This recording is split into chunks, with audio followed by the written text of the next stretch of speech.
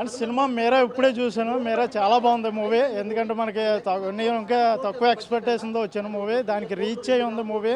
ఎందుకంటే background score కానీ visuals పరంగా మనకి విజువల్స్ అంటే లాస్ట్ సెకండ్ హాఫే అండి మూవీ. అంటే ఫస్ట్ హాఫ్ అక్కడక్కడ కొద్దిగా లేక అనిపించినా అదే కామెడీకి పెట్టారు మధ్యలో అది పక్కన పెడితే మూవీ అయితే చాలా బాగుందండి. ఎందుకంటే మనకి ఇప్పుడు డివోషనల్ రాముడి గురించి చాలా బాగా గొప్పగా చూపించారు. కుంభమేళ గ్రంథాలు మనకి 9 గ్రంథాలు ఉంటాయి. ఆ గ్రంథాలను టచ్ చేస్తే ఏమవుతుంది, లోక వినాశనం అవుతుంది, అది చాలా బాగా చూపించారు.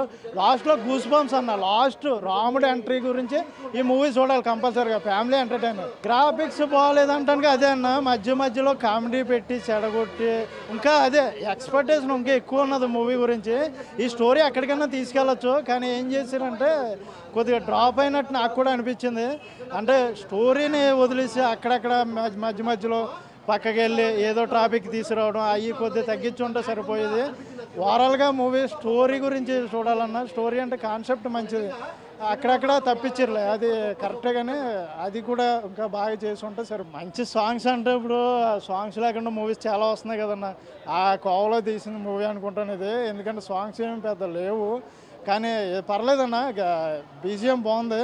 ఇంకా ఎక్కడికో తీసుకెళ్ళవలసిన సినిమా కొద్దిగా తగ్గిందేమో అనిపించింది.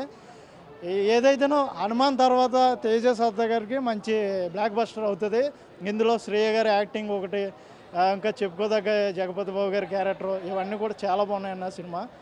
చూడాలండి కంపల్సరీగా. రేటింగ్ అంటే మనం అనుకున్న ఎక్స్పెక్టేషన్ కొద్దిగా తగ్గినట్టే రేటింగ్. అంటే నేను 10 out of 6 అలాగే వచ్చు.